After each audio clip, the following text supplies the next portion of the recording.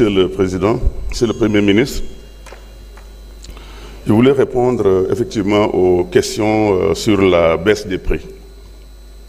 Je dois dire que depuis notre arrivée en 2024, nous avons eu des baisses de prix sur 7 produits essentiels, dont le riz, l'huile bien sûr, et un autre produit non alimentaire qui est donc le ciment.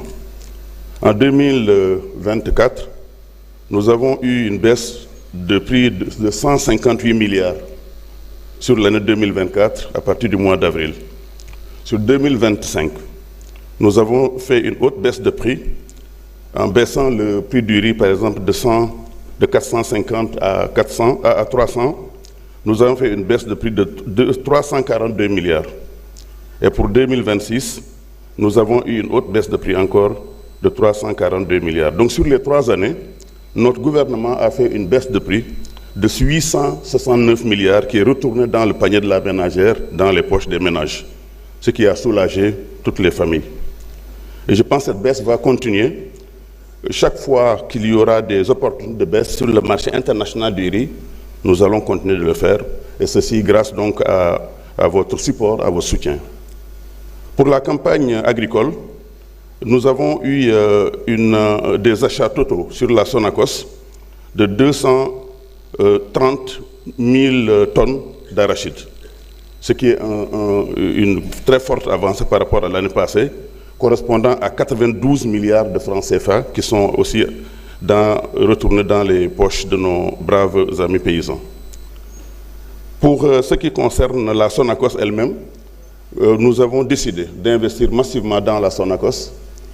Au moment où je vous parle, il y a une équipe d'audit qui est en train de voir qu'est-ce qu'il faut remplacer au niveau des usines pour avoir une Sonacos beaucoup plus performante qui va faire non seulement de l'huile d'arachide, mais qui va faire aussi de l'huile de palme, qui va diversifier sa production et qui va aussi utiliser d'autres matières premières à base de matières grasses. Concernant la Tabaski, je dois vous rassurer, le marché est très bien approvisionné, aussi bien en produits végétaux tels que les pommes de terre, les carottes, mais aussi l'oignon, et que les baisses, avec une production record, les baisses également ont été bien notées. Aujourd'hui, l'oignon est à 4 500 le sac, de même que la pomme de terre qui est à 6 500 le sac, et nous avons donc un blocage, en tout cas de tous les produits agroalimentaires. C'est ce que je voulais juste dire, que les prix yi nga xam ne moo fi nekkoon ci ménage depuis 1 an, 2 ans, 3 ans, dafa am une forte baisse. Te baisse boobu ñu ngi koy retrouver dans ci ménage yëpp tey muy tous les marchés ak foo mën a dem def nañ ko et ñu ngi koy contrôler également. maa ngi doon aussi ci campagne agricole bi li ñu jënd ren moo ëpp foofu li ñu jëndoon daaw parce que ñu ngi ci 92 milliards année bi, mais aussi li ñu jënd maintenant 230 000 tonnes ci li nga xam moom mooy arachide bi Sonacos jënd. Li ñu exporté également maintenant 70 000 tonnes, soo ko boolee ñoom ñaar c'est presque 300 000 tonnes. Pour la Tabaski aussi, maa ngi rassurer tous les députés, ren dañu am une très bonne production, mais dañoo tëj aussi ce qu'on appelle les agroalimentaires. Maanaam ñi nga xam ne dañu doon produire lu bëree bëri dañoo jël ay notes pour ñoom ñu bañatee produire jusqu'au mois de juin. su ko defee les petits agriculteurs yi nekk dans les Niayes, dans le Podor, ñoom ñu mën a jaay seen production. Loolu moo waral les prix sont bas ci wàllu pomme de terre ci wàllu oignon loolu la ñu def yaa ngi maa ngi leen gërëm leen sant jërëjëf. Merci. Monsieur le ministre des Finances pour 4 minutes.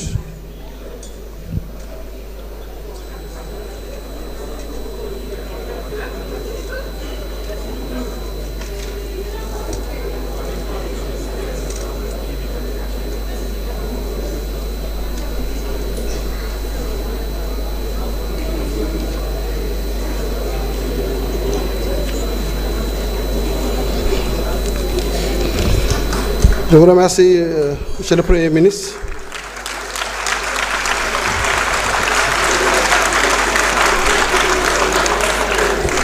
Monsieur le Président de l'Assemblée nationale, Monsieur le Premier ministre, Mesdames, Messieurs, chers collègues, honorables députés.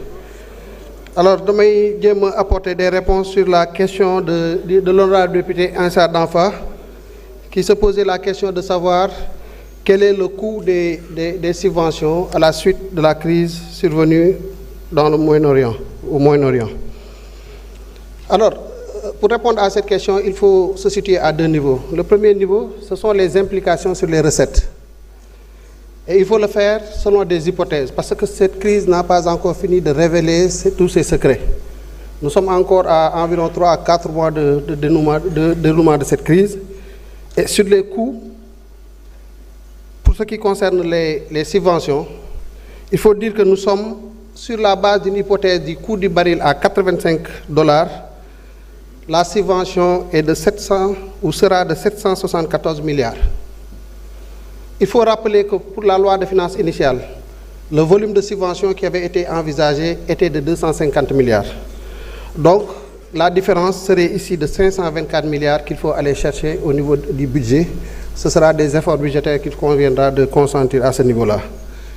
Maintenant, si la crise perdure dans le temps et qu'elle finit par s'installer, on pourrait arriver à un niveau de coût du baril en moyenne de $115 sur l'année 2026. Et à ce niveau-là, le volume de subvention qui sera requis pour amortir ce choc-là sera de 1396 milliards. Comparativement à ce qui a été envisagé, prévu dans la LFI 2026, on serait à une variation de 1146 milliards d'efforts budgétaires qu'il conviendra de consentir.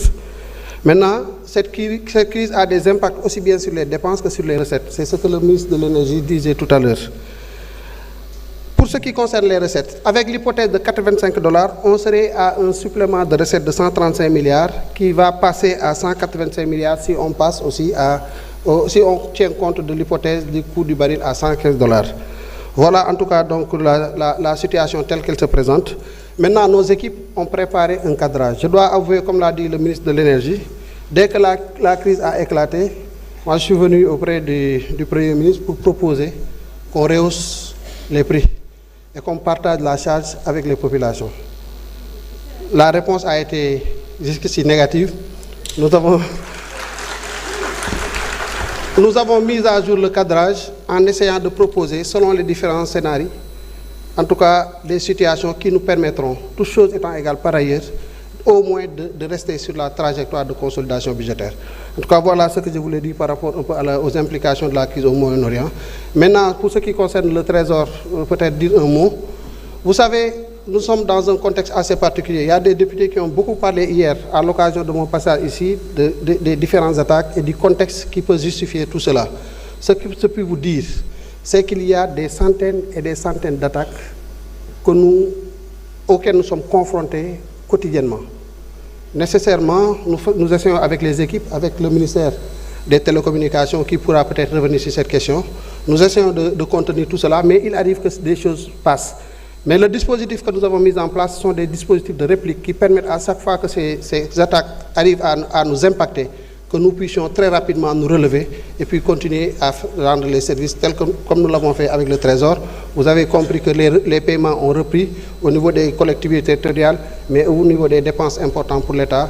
Les salaires vont être payés d'ici la fin du week-end.